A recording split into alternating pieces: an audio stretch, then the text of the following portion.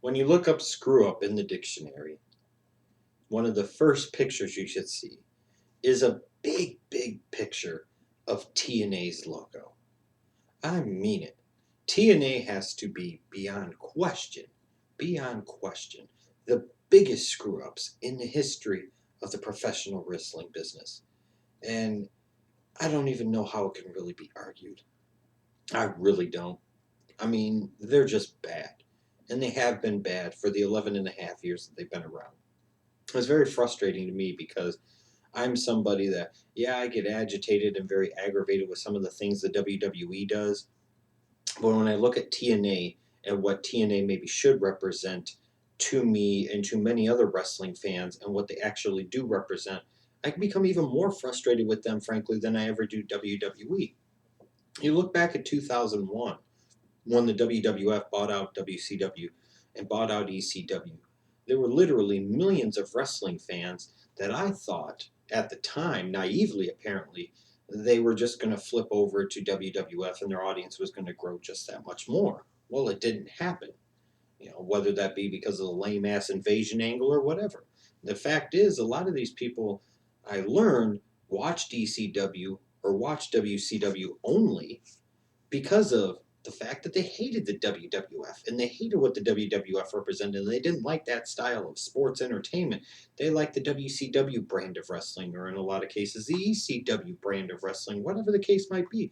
And the WWF didn't get those fans, and a lot of those fans just left professional wrestling. So when TNA was founded in the middle of 2002, cynically, when I found out that Jeff Jarrett was going to start up a wrestling company, I said, oh boy, imagine that. Jeff Jarrett's creating his own company so that way he could be a main eventer and be a world champion as long as he wants to be.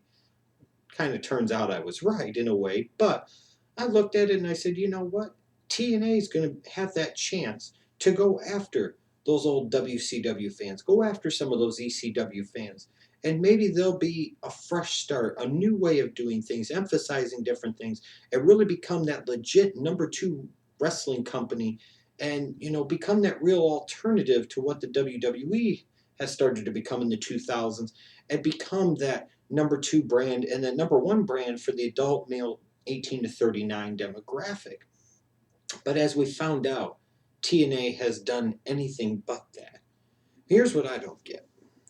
For so many years, TNA, instead of creating their own stars, instead of making AJ Styles a huge star, doing your best you could to make him a household name, instead of making Monty Brown a main eventer, instead of really making a huge star out of somebody maybe like a Samoa Joe and so many other TNA guys, they always push those guys on the back burners, the Bobby Roodes and the James Storms of the world, for guys like Rhino, and guys like Raven, and guys like Jeff fucking Jarrett. And do I really need to go on? You know exactly what the fuck I'm talking about. That's what TNA has represented to me for 11 and a half years. Not the great adult themed wrestling, the counterculture to the WWE. It's become the old folks in retirement home for the old WCW and ECW washed up has-beens and the WWF, WWE washed up has-beens to go there, suck a lot of money out of the company, and not draw any damn money. In 11 and a half years, TNA still struggles to draw out their live events. I mean, you see indie shows sometimes that properly promoted with the right people on the card are able to do 1,000, 1,500, 2,000 people for their live gates. But TNA, which has had a national cable television platform in Spike TV, which is in approximately at least 100 million cable television homes here in the United States, barely gets 1.5 million people to watch their product every week and barely can get 400 or 500 people to come actually pay to go to one of their live events. How hard is it to figure it out? How hard is it to get people to come to your shows? How hard is it to get some of those old WCW and ECW fans to actually watch your product? Well, any chance that TNA had to do that evaporated a long time ago. And any chance that TNA had to siphon some people away from the WWE's audience has also evaporated a long time ago. You look at the incompetence of this company. They decided not once but twice to go the Vince Russo route and have him be in charge of creative. They decided to bring in Hulk Hogan and Eric Bischoff and let them run the company into the ground for 3+ years. Every time you hear about, oh, they're going to bring in somebody big from this world or that world, they overpay people like, what was that frickin' bitch from Jersey Shore? Whatever the hell her name was. I can't even remember because it was so insignificant. Was it JWoww? Nobody gave a fuck. They paid her money to do nothing. They bring in Johnny Fairplay to do nothing. As he once said, I want to thank TNA for paying me like $400,000 for appearing on 45 minutes of television. That's the type of stupidity and incompetence that TNA has represented for the past 11 and a half years. And I could point to Dixie Carter's leadership and so many other people involved in the company and just ask, how hard is it? It's almost, I would think, that hard to be that incompetent. I mean, this company has done so many stupid fucking things, always emphasizing the heel factions, the oversized heel factions at that, always emphasizing the guys that are 40 and over, and if you're 50 and over, even better, and hell, if you're 60 and over, you got one last good run in you. And all the while, you're not doing anything to establish your own name, establish your own brand, and establish your own identity. And at one point in time, when maybe TNA was seeming that they wanted to do that, and they were maybe going to do that, then they would bring in people like Vince Russo to write their television. And you know how destructive that could be when he's the one in charge of the show. Then you bring in Hogan and Bischoff, and they get rid of the six-sided ring. And they start bringing in people like Hall and Nash and Waltman and the fucking Nasty Boys and doing all this other ridiculously dumb shit. And now here we sit at the end of 2013. You've got TNA still struggles to do a rating of a 1.0 or higher. Even a couple of years ago, they were doing like 1.2, 1.3 relatively consistently. So their ratings are dropping. They can barely draw people to a live event. That's why they don't bother doing many live events, because they have no clue how to draw anybody into their damn live events. It's pathetic. Look at the attendance they had for Bound for Glory. They've cut their pay-per-view schedule from 12 to realistically 3 pay-per-views now. And they still can't get it right. Yeah, it's just absolutely mind-blowing. And then you get the reports of the most staggering level of incompetence there could possibly be. You're doing this whole storyline with AJ Styles winning the belt at Bound for Glory and leaving the company with your belt.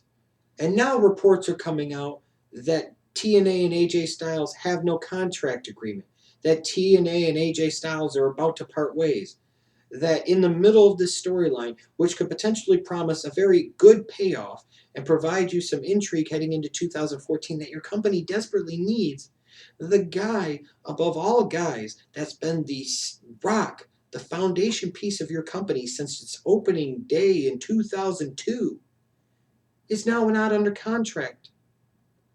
He's free to go wherever. You would think if you're getting ready to do this big major storyline with this guy who's been your franchise piece for 11 and a half years, you would maybe, and just maybe, figure out a way to take the time to work out a contract with him ahead of time, before you start the angle. Find a way to pay him the money before you start the angle. You know, this is the same dumb dick company that's brought in people like King Mo for whatever the fuck reason.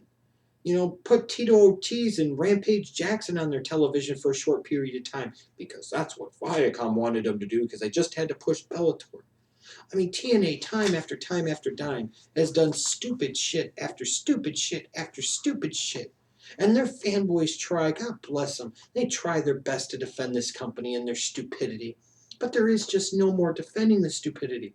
All the wrestlers they've released, the fact that they've had major cable television for several years now, and they still can't grow their audience, and in fact, their audience is shrinking.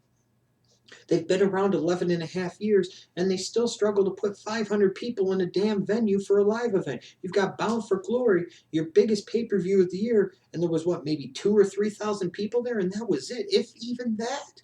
That arena was incredibly empty. You're talking about you move out of the impact zone to go on the road, to only have to go back on the road. What does this company ever do that's fucking right?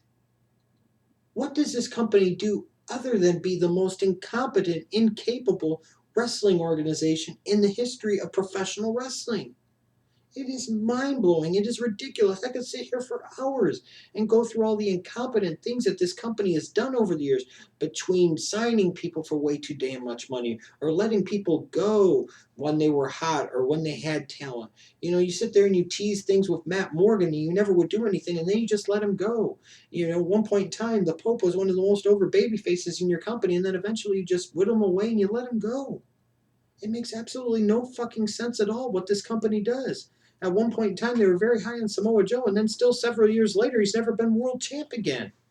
It's anything to sit there and fall in love and give a spot and an opportunity to the old WCW guys like the Stings, the old ECW guys like the Bully Rays, the old WWE guys like the Kurt Angles and Jeff Hardys.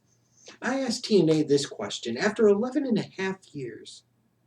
How's that formula really worked out for you? How successful has this formula really been? How successful have you been when you're not creating your own stars? When you're not creating your own top baby faces, you're not creating your own top heels, you're working them up to the top of the card, and then you have them face off. It doesn't work. The way you do things clearly doesn't work, and it hasn't worked now for the most part in 11 and a half years. And like I said, the most disgusting thing about this is you've had a major cable television deal for the past several years, and your audience hasn't increased, your audience has decreased. That takes a certain level of incompetence and stupidity to be able to pull that off. And TNA has done just that. Now, you might say in general, well, the wrestling business isn't that incredibly hot right now, and I'll agree with you. And you might say, well, the WWE is not exactly lighting the world on fire. They're struggling in their television ratings compared to the past, and they're struggling with their live event attendance. And to a certain degree, you're absolutely correct. But here's the thing. The WWE has over 50 years of pedigree and history on their side. They have a tremendous corporate infrastructure.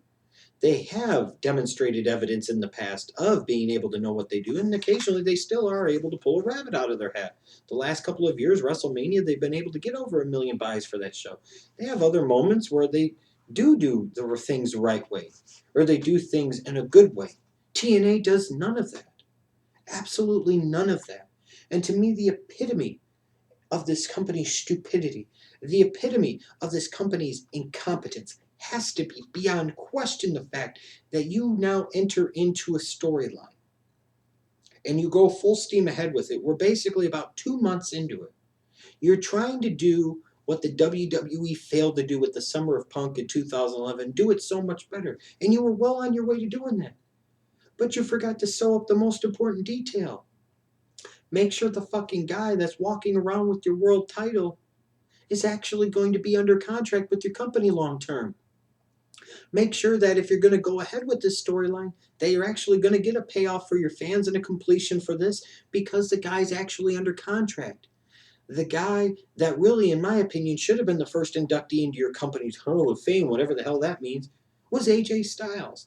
The guy that's been the bedrock, the guy that's been the measuring stick, the guy that's been there for the fans to get behind for 11 and a half years. Even when all this dumb shit was going on in the main event, and Jeff Jarrett was feuding with a Rhino, or Jeff Jarrett was feuding with a Raven, or Jeff Jarrett was hogging everybody's fucking spot at the top. Or you had all these other WWE rejects at the top, the Christians, the Kurt Angle, the Jeff Hardys, whoever, RVD, goddammit. The Bully Rays. You still had fucking AJ Styles. He's the man for that company. Like it or not, people, he's the man.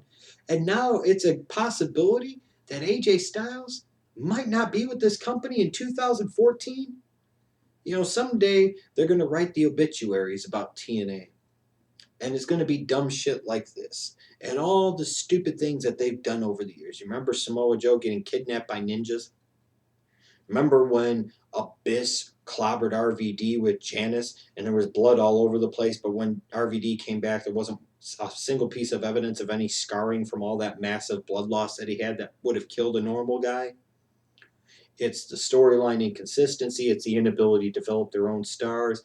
It's the recklessness when it comes to spending, giving way too much money to guys that do way too little, giving money to C-list celebrities like they're B or A-list celebrities. It's the lack of attention to the important guys, the guys that actually can become stars and can actually draw some revenue for you. It's so many things. This company is by far the most incompetent wrestling company that I have ever seen or I have ever experienced. Some of you might say, well, what about ROH? Yeah, what about ROH? They didn't have the opportunity that TNA did, nor were they ever really trying to position themselves to be what TNA was trying to position themselves to be. And 11 and a half years later, TNA is every bit as worthless to me as they were halfway through 2002 when they debuted. They had a chance. They've had so many chances. They've had so many opportunities to do better. They've had so many opportunities to make the wrestling business better for the fans, and just as importantly, if not more so, the boys and girls that actually work in the professional wrestling business. And all they've managed to do is alienate millions of fans, and all they've managed to do is make it a worse place for the boys and girls, because now TNA is cutting all these people, and TNA is reducing pay, and TNA is paying people late, and all this other dumb shit. I mean, this is horrible. The most incompetent wrestling company that I've ever seen. I could have gotten loud here, and I could have went into all hysterics, and I could have went into so many more specifics. But to me, the ultimate representation of the incompetence of TNA will be if that by the end of the year, AJ Styles is no longer with the company and it's not a work, it's a full out shoot. He's just a free agent, and then he ends up in WWE at some point in time. That to me will signal just how incompetent this company has been, why they will always be and always have been a minor league organization with a bunch of delusions of becoming a big time wrestling company, but no clue how to ever get there. Shame on you, Dixie Carter, for allowing it to get like this due to your mismanagement and misunderstanding of how the wrestling business should be. Shame on you, Jeff Jarrett, for allowing your baby to whittle away into this shriveled up prune of a wrestling company. Shame on you. Shame on all of you involved in the company in terms of the business aspects and the day-to-day operations. It's not shame on the boys like the AJ Styles and the Austin Aries, the Bobby Roodes, the James Storms and the like. It's a shame on the Dixie Carters. It's a shame on the Vince Russos. It's a shame on the Hulk Hogans and the Eric Bischoffs. These are the people that helped kill this company. These are the people that helped ruin the wrestling business, because when TNA dies, and they will eventually die, it'll be the WWE again. They'll be the only show in town. And we clearly know and clearly understand that that's not good for business for anybody. TNA, please do some serious soul searching here. Do whatever you have to do. Scrounge up some additional money. Please re-sign AJ Styles. Do something right for a change, and stop being the most incompetent wrestling company in the history of the business. Otherwise, humbug on your ass. I'm done with your ass. Period.